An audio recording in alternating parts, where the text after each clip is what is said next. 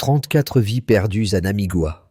Et pourtant, une province que l'on disait condamnée a vu son horizon se fissurer comme sous un choc inverse. Ce nombre brutal, censé sceller l'effondrement, a au contraire ouvert une brèche où peur, endurance et instinct collectif ont recomposé la logique même de BAM. Que signifie pour vous le fait qu'Ibrahim Traoré ait transformé ce point de rupture en moteur stratégique pour une région que l'on croyait éteinte? Dans la poussière encore chaude, une direction inattendue a surgi. BAM n'est plus seulement une zone de crise. C'est devenu un test décisif pour comprendre comment une société fragmentée peut retrouver une cohésion opérationnelle malgré l'usure de la guerre. La promesse implicite derrière cette histoire tient en 10 mots. Montrer comment une communauté ordinaire redevient capable de se protéger. Ce qui se joue ici dépasse largement la cartographie militaire. C'est la possibilité qu'un territoire longtemps perçu comme perdu, démontre qu'un modèle de défense enraciné dans les habitants eux-mêmes peut renverser des dynamiques considérées comme irréversibles. Et c'est précisément là que naît le premier, comme on pourrait le décrire, un premier point d'accroche. Lorsqu'une province que l'on disait épuisée cesse d'attendre et commence à agir, la question n'est plus seulement de savoir si elle survivra, mais ce que cette bascule révèle du reste du Burkina Faso. Si l'on retrace les choix, les coups et les effets si diffus qui ont précédé cette mutation, on voit apparaître un enjeu beaucoup plus vaste, celui d'une autonomie qui n'existe pas dans les discours, mais dans la manière dont les villages réapprennent à tenir, à coordonner et à croire. Ce double basculement, porté à la fois par une perte brutale et une mobilisation inattendue, a servi de révélateur. La crise n'était plus seulement sécuritaire, elle devenait structurelle, psychologique et collective. Car la réponse n'est pas venue de l'extérieur. Elle a émergé de l'intérieur, portée par un diagnostic d'une brutalité rare. Si des territoires avaient été perdus, c'était parce que la confiance avait reculé plus vite que les positions militaires. En formulant cela, Ibrahim Traoré a repositionné le cœur du problème. La guerre n'était plus un affrontement de lignes, mais un effondrement du lien. Et dans BAM, ce constat a eu l'effet d'un allumage. L'idée que la souveraineté ne dépendait pas d'acteurs étrangers, mais de la capacité des villages à redevenir protagonistes, à circuler de ferme en ferme, puis de marché en marché, jusqu'à reconfigurer l'espace civique. Les premières cohortes du VDP se sont alors structurées non comme un substitut improvisé à l'armée, mais comme une tentative de réparer ce qui avait craqué, l'agence des communautés. En retraçant cette séquence, on comprend que BAM ne s'est pas relevé par miracle. Il s'est relevé parce qu'un effondrement clair a rendu visible la nécessité d'un modèle entièrement nouveau. La seconde figure vint d'un espace plus ordinaire, un marchand de Kongoussi qui avait vu son échoppe se vider semaine après semaine. Lorsqu'il comprit que les routes ne rouvriraient pas sans coordination locale, il organisa de petites vigies nocturnes avec d'autres commerçants, utilisant des lampes bricolées, des téléphones partagés et des boîtes métalliques pour amplifier les signaux. Ce dispositif rudimentaire n'a pas éloigné les menaces, mais il a créé un premier sentiment de cohésion. Quelqu'un veillait pendant que d'autres dormaient, et cette rotation suffisait pour redonner du rythme à une communauté fatiguée. Ces petites scènes, l'une née du territoire, l'autre du marché, montrent comment la transformation de BAM s'est d'abord jouée dans l'intime, la reconquête d'une capacité à percevoir, à anticiper et à décider. À partir du moment où ces gestes ont circulé d'un village à l'autre, la peur a cessé d'être un horizon fixe pour devenir une variable que l'on pouvait travailler. Puis vinrent les bataillons d'intervention rapide, le BR d'abord, puis le BIR. Là, le tempo changea réellement. Déployés à Arbinda, Dori et Djibo, ces groupes étaient mandatés pour frapper vite, frapper fort et empêcher les insurgés de se reposer. Lorsque, près de Borzanga, ils répondirent en 90 minutes à une attaque, la chronologie du conflit fut renversée. Pour la première fois depuis des années, La réaction ne se comptait plus en jours, mais en heures. Dans un Sahel où la mobilité conditionne la survie, cette accélération transforma l'équilibre psychologique. Les insurgés découvrèrent qu'ils n'avaient plus l'avantage du temps. Les populations comprirent que l'État n'était pas mort. Comme un contre-coup perceptible se manifesta à travers des détails. Des routes autrefois abandonnées recommencèrent à voir passer des motos, puis des convois. Des écoles réouvrirent sous tente avec des vigies à la périphérie. Les réseaux d'information s'inversèrent. Ce n'était plus l'armée qui signalait les menaces, mais les habitants qui les transmettaient en amont. Chaque nuit sans attaque devint une victoire silencieuse. Chaque point de contrôle construit était une preuve que la peur pouvait être tenue à distance. Bam, autrefois synonyme de retraite, devint un laboratoire de persistance. Et dans cette continuité, la phrase d'Ibrahim Traoré sur la souveraineté par le sacrifice cessa d'être un slogan pour devenir une norme quotidienne. Le deuxième repère quantitatif est la réponse en 90 minutes observée lors de l'attaque près de Borzanga, un délai inédit dans la zone sahélienne. Cette donnée, apparemment logistique, traduit en réalité un saut qualitatif. Lorsque la réaction étatique devient plus rapide que la propagation de la peur, le rapport de force émotionnelle s'inverse durablement. En d'autres termes, une intervention en 90 minutes ne signifie pas seulement une efficacité opérationnelle accrue. Cela établit une certitude nouvelle chez les habitants, celle que le secours est possible avant l'effondrement total. Le troisième indicateur est celui des plus de 300 écoles rouvertes dans la région centre-nord à la mi-2025, y compris dans des zones auparavant tenues par les insurgés. Ce chiffre n'est pas une simple statistique administrative. Il désigne un basculement dans les pratiques quotidiennes, car l'école est un espace qui ne s'ouvre jamais tant que les communautés n'estiment pas que la menace immédiate a reculé. Autrement dit, chaque salle improvisée sous une tente n'est pas seulement une reprise pédagogique. C'est la validation la plus concrète que la sécurité est redevenue une expérience tangible. En articulant ces trois données, l'engagement massif des volontaires, la rapidité d'intervention et la réouverture éducative, on observe une cohérence que les chiffres isolés ne suffisent jamais à montrer. Le premier crée un socle humain, le deuxième assure un rythme d'action, le troisième confirme la solidité du rétablissement. Ensemble, ils dessinent la courbe d'un territoire qui ne s'est pas relevé par miracle, mais par une succession de micro-basculements mesurables. Pourtant, les limites demeurent. Les opérations restent fragiles, car la discipline n'est pas uniforme entre les unités locales. Les volontaires, malgré leur engagement, ne disposent pas toujours de la coordination nécessaire pour éviter les erreurs de terrain. De plus, la vitesse de réaction, bien qu'améliorée, dépend encore des conditions de mobilité et des transmissions locales. Enfin, la reprise éducative, aussi impressionnante soit-elle, reste vulnérable. Une seule attaque peut fermer une zone entière pendant des semaines. C'est précisément pour cela que la lecture conjointe des chiffres est essentielle. Ils ne racontent pas une victoire, mais une direction. La force de BAM réside donc moins dans les données elles-mêmes que dans la manière dont elles éclairent les mécanismes d'un redressement progressif. Elles montrent comment une province en état d'abandon a recomposé sa logique d'action en s'appuyant sur un triptyque simple: mobilisation, vitesse, reconstruction sociale. Et c'est cette combinaison, plus que n'importe quel discours, qui explique pourquoi le modèle émergent de BAM attire désormais l'attention du Sahel tout entier. La seconde lecture, portée par des observateurs africains et des responsables locaux, soutient l'inverse. Elle considère le volontariat non comme un signe de fragilité, mais comme l'expression d'une souveraineté retrouvée. Dans cette vision, l'autodéfense n'est pas l'aveu d'un État affaibli, mais la preuve qu'une société parvient à s'aligner sur ses propres besoins. Les bataillons d'intervention rapide, loin d'être un complément improvisé, illustrerait alors un recentrage stratégique.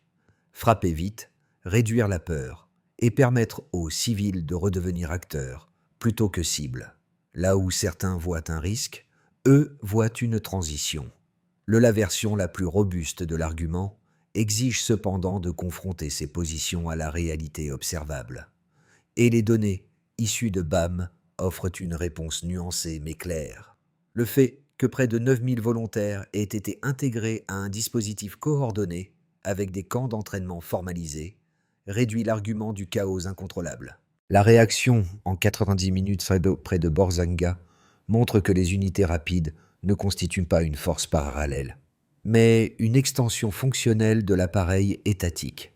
Enfin, la réouverture de plus de 300 écoles dans une zone jusque-là fragmentée indique que l'action militaire n'a pas seulement produit une baisse des attaques, mais une réactivation civile mesurable.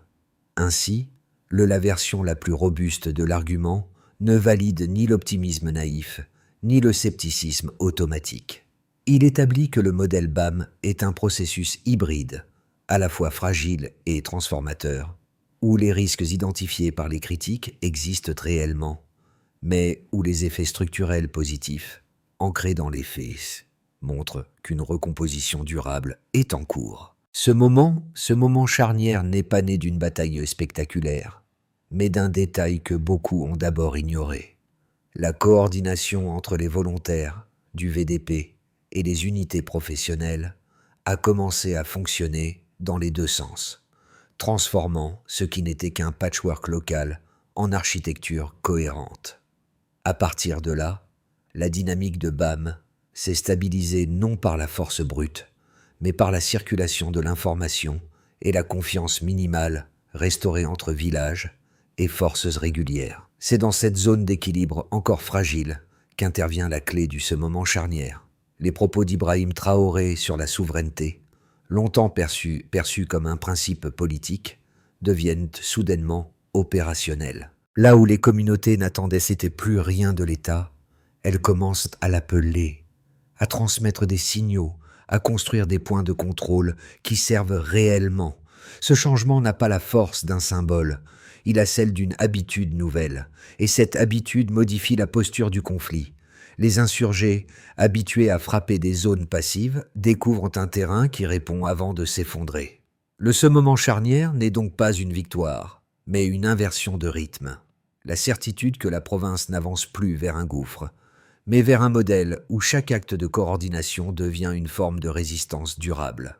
Les transformations observées à BAM ont produit des effets concrets dans 4 sphères distinctes, chacune révélant comment un territoire longtemps considéré comme perdu a recomposé ses mécanismes de survie. La première conséquence est psychologique.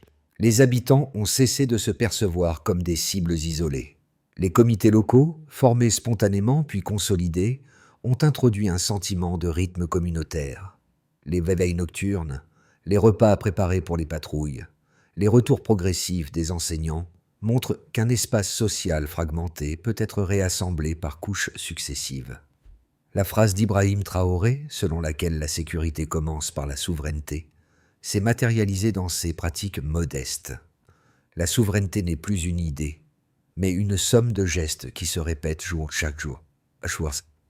Les marchés de Kongoussi, Rollo et Borzanga ont rouvert par étapes, à mesure que les routes étaient sécurisées par des patrouilles mixtes. Les commerçants qui avaient fui reviennent tester leurs anciens stands, d'abord quelques heures par jour, puis de manière plus stable. Les coopératives féminines ont repris la vente du mil et de l'huile d'arachide, finançant parfois l'achat de radios ou de bottes pour les unités de défense. Cette économie reste fragile, mais elle existe de nouveau, et son existence même confirme que la perception du risque a diminué suffisamment pour permettre un retour du commerce de proximité. La réouverture de plus de 300 écoles a modifié la dynamique familiale et communautaire. Les enfants, autrefois dispersés ou déplacés, se retrouvent dans des classes temporaires sous tente, surveillées par des volontaires. Les enseignants devenus symboles, comme Adama, le soldat de Creil, redonnent au village une structure quotidienne. Le simple fait de réciter une leçon devient un acte de résistance. Dans plusieurs localités, les cérémonies honorant élèves et enseignants courageux montrent que la société ne se contente plus de survivre. Elle réapprend à se projeter dans le temps long.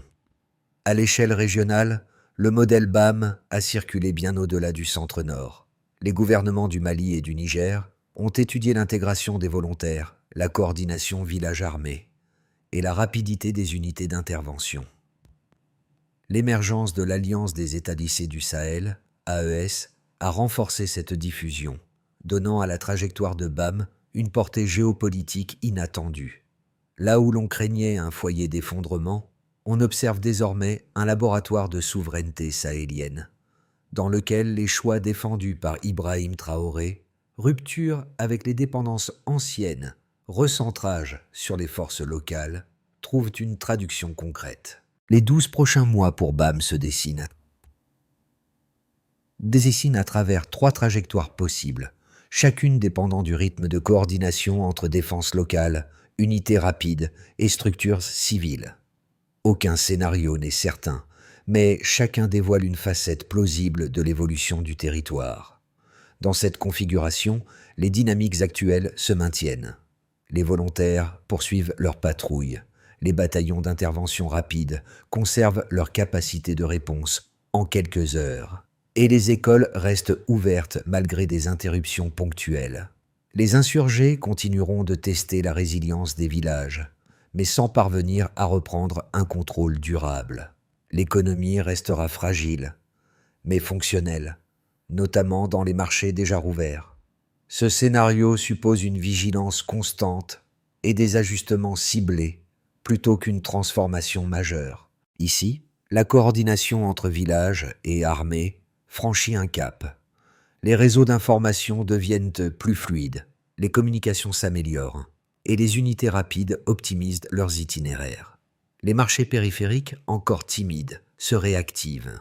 Les comités de femmes et les coopératives locales élargissent leur rôle, devenant de véritables relais de soutien logistique. L'éducation s'étend à davantage de localités grâce à des espaces d'apprentissage sécurisés. Dans ce cas, BAM pourrait devenir un modèle régional assumé et revendiqué, inspirant des programmes structurés dans l'AES. Une reprise d'activité insurgée pourrait perturber les routes, provoquer la fermeture de dizaines d'écoles et réimposer des déplacements massifs. Les volontaires, très sollicités, risqueraient épuisement et erreurs de terrain. Les unités rapides feront face à des demandes supérieures à leur capacité, créant des zones d'attente où la vulnérabilité pourrait resurgir. L'économie locale, trop jeune pour absorber un choc prolongé, se contracterait rapidement.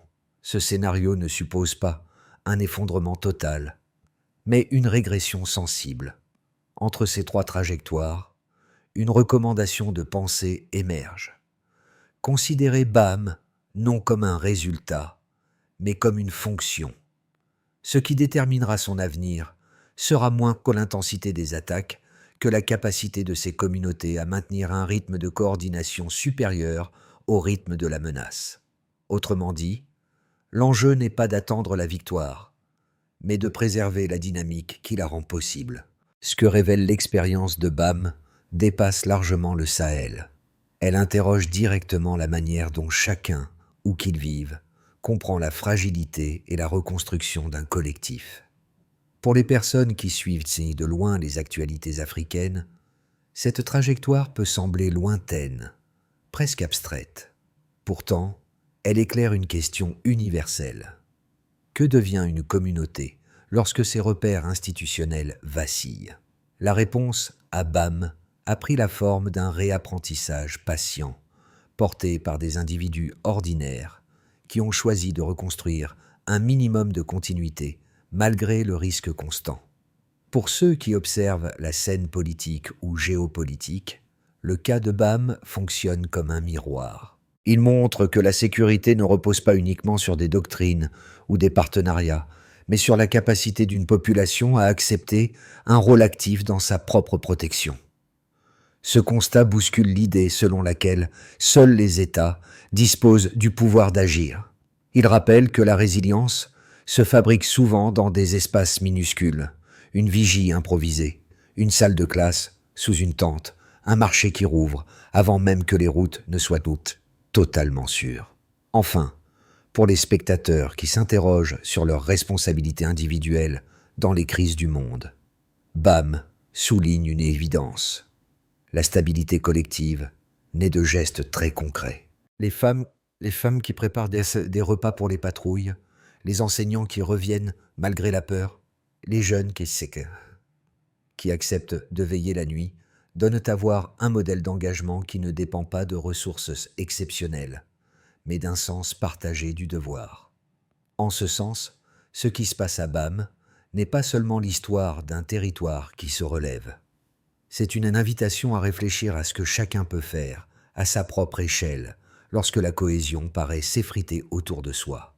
Pour que BAM consolide ses acquis au cours des mois à venir, plusieurs étapes structurées peuvent être mises en place, chacune impliquant clairement un acteur, une action, un horizon temporel et un indicateur mesurable. Ces mesures, si elles ne cherchent pas à transformer la province en forteresse, mais à ancrer durablement les mécanismes qui ont déjà montré leur efficacité depuis l'élan initié par Ibrahim Traoré.